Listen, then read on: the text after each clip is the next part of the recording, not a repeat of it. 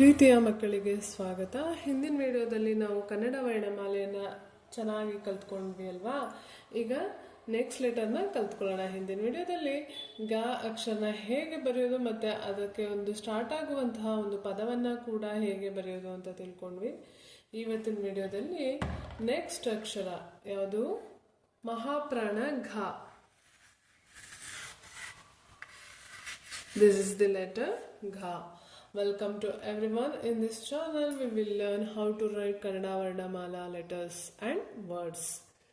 ಇದು ಮಹಾಪ್ರಾಣ ಘ. ಮಹಾಪ್ರಾಣ ಅಂದರೆ ಹೆಚ್ಚು ಉಸಿರನ್ನು ಬಿಟ್ಟು ನಾವು ಹೇಳುವಂಥ ಅಕ್ಷರಗಳಿಗೆ ನಾವು ಮಹಾಪ್ರಾಣ ಅಂತ ಹೇಳ್ತೀವಿ. ಈಗ ಇದು ಗ, ಇದನ್ನು ನಾವು ಹೆಚ್ಚು ಉಸಿರನ್ನು ಬಿಟ್ಟು ಹೇಳಲ್ಲ, ಜಸ್ಟ್ ಗ ಅಂತ ಹೇಳ್ತೀವಿ ಅಷ್ಟೇ.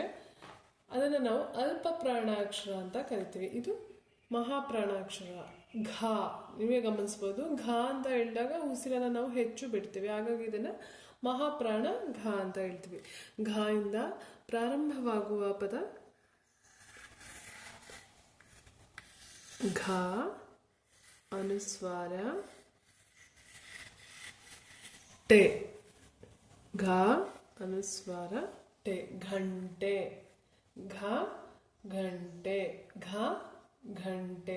ನಾನು ಯಾವ ರೀತಿಲಿ ಬರಿತಾ ಇದ್ದೀನೋ ಅದೇ ರೀತಿಲಿ ಬರೆಯೋದನ್ನು ನೀವು ಕಲಿಬೇಕು. ಆಗ ಅಕ್ಷರ ದುಂಡಾಗಿ ಬರುತ್ತೆ, ನೀಟಾಗಿ ಕಾಣಿಸುತ್ತೆ. ನೋಟ್ಸ್ ಕೂಡ ನೀಟಾಗಿ ಮೇಂಟೈನ್ ಮಾಡ್ಬೋದು.